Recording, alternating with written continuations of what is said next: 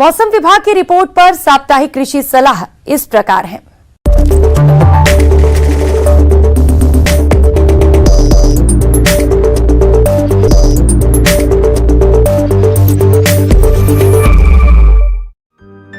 ग्रामीण कृषि मौसम सेवा कृषि विज्ञान केंद्र हजारीबाग के द्वारा भेजे गए मौसम पूर्वानुमान के आधार पर किसानों को सलाह है कि आने वाले दिनों में आसमान साफ रहने की संभावना है एवं हवा की गति 6 से 13 किलोमीटर घंटा रहेगी। आगे के मौसम में परिवर्तन को देखते हुए सलाह है कि जिन किसान भाइयों के पास जैविक खाद उपलब्ध है वे जैविक खाद का प्रयोग ज्यादा मात्रा में करें एवं रासायनिक खादों का प्रयोग कम से कम करें। जैविक खेती की अधिक जानकारी जानने के लिए कृषि विज्ञान केंद्र के वैज्ञानिक से संपर्क करें। किसान भाइयों, जो लोग सब्जी की खेती किए हुए हैं वे सब्जी के फसल में हल्की सिंचाई कम दिनों के अंतराल पर करें, जिससे आपके फसल की उत्पादन का स्वाद बना रहेगा। जैसे कि सब्जी तीखा यानी कड़वा होने से बच सकता है। जिन किसान भाइयों के आम के बागान में फल के आकार मटर के दाने के बराबर हो गया है वे NPK 10 ग्राम प्रति लीटर पानी में घोल बनाकर छिड़काव करें। इसका प्रयोग किसी भी फफूंदनाशक या कीटनाशक दवा के साथ कर सकते हैं। कद्दू वर्गीय फसलों को लाल भीम की जो कि खेती की मिट्टी में विकसित होता है, जो बाद में पौधों पर चढ़कर पत्तियों का रस चूसकर पौधों को क्षति पहुंचाता है।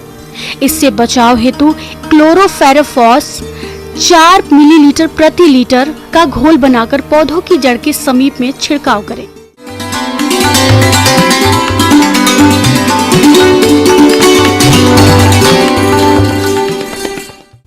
आइए जानते हैं अन्नदाता निशुल्क फोन के माध्यम से पूछे गए समस्याओं का समाधान।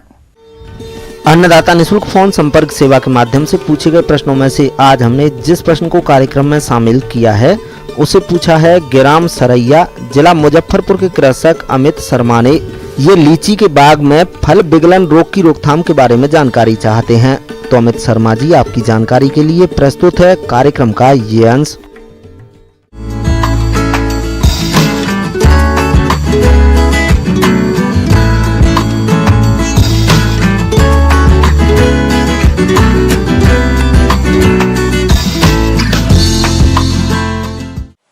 किसान भाइयों, आप सभी लोगों को मालूम है कि जितने फलदार वृक्ष हैं हमारे बिहार राज्य में समस्तीपुर और मुजफ्फरपुर जिले में लीची की भरपूर मात्रा में बगीचे को देखने को मिलते हैं और किसान भाइयों से भरपूर आमदनी प्राप्त करते हैं। परंतु कभी कभी जो है कुछ इस तरह की बीमारियां लग जाती हैं, वह भी ऐसे समय पर जब आपके फल जो है बेचने योग्य हो गए हैं बाजार में या कहीं बाहर भेजने योग्य हो गए हैं, उस समय यह बीमारी देखने को मिलती है जिसे हम फल सड़न के नाम जानते हैं, अंग्रेजी में फ्रूट रॉट नाम से जानते हैं। किसान भाइयों, जब आपके लीची के फल तैयार हो जाते हैं यह बीमारी देखने को मिलती है। जो लक्षण दिखाई देते हैं, सबसे पहले जो आक्रांत फल होते हैं उसे आप देखेंगे कि उसके ऊपर के छिलके जो है हल्का मुलायम हो गए हैं। मुलायम के साथ साथ जो है छिलके का जो लालिमा कलर होता है उसके बजाय जो है थोड़ा कत्थई या जो है भूरे या लास्ट में जो है काले रंग में परिवर्तित हो जाता है। सर्वप्रथम रोग के प्रकोप से छिलका मुलायम हो जाता है और फल सड़ने लगते हैं। इस रोग से प्रभावित फल खमीरीकृत या किण्वित पदार्थ जैसी गंध देने लगते हैं। यह रोग कई प्रकार के फफूंद जैसे अल्टरनेरिया, अल्टरनाटा, ग्लोयोस्पोराइटिस, एस्परजिलस फ्लेवस और एस्परजिलस नाइजर द्वारा जनित होता है। फलों का यातायात एवं भंडारण के समय इस रोग के प्रकोप की संभावना ज्यादा होती है। और उसके बाद जो है वह फल का छिलका जो है बीज से जो है या जहां आक्रांत पोर्शन का छिलका है वहां से फट जाता है।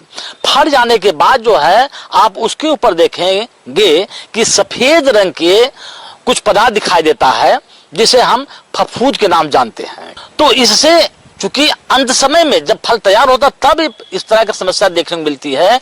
तो किसान भाइयों को अपने बगीचे की रख रखाव अच्छे ढंग से करें, समय समय पर लीची में पानी का व्यवहार जरूर करें और साथ ही साथ जो इसके लिए अनुशंसित खाद की मात्रा है नत्रजन वाली खाद या फास्फेटिक वाली खाद या पोटेशिक खाद है, उसके साथ साथ जो है आप बोरान का भी इस्तेमाल करें।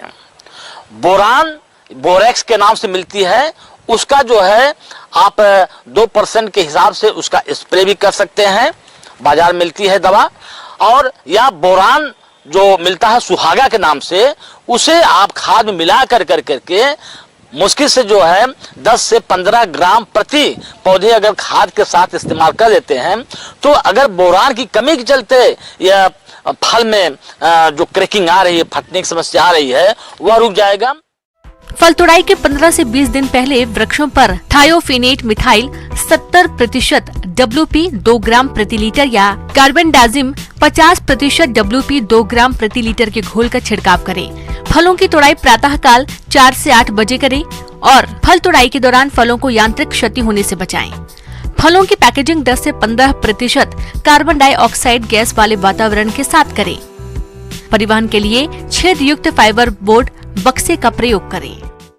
दूसरा ध्यान देना है कि जब आप जो है बाहर आप लीची के फल को तोड़ कर के बेचने के लिए कहीं बाहर भेज रहे हैं, दूसरे जिले में या दूसरे प्रांत में, तो निश्चित रूप से जो इसके लिए बॉक्स यूज करते हैं ट्रांसपोर्टिंग के लिए, वह छिद्रदार बॉक्स हो।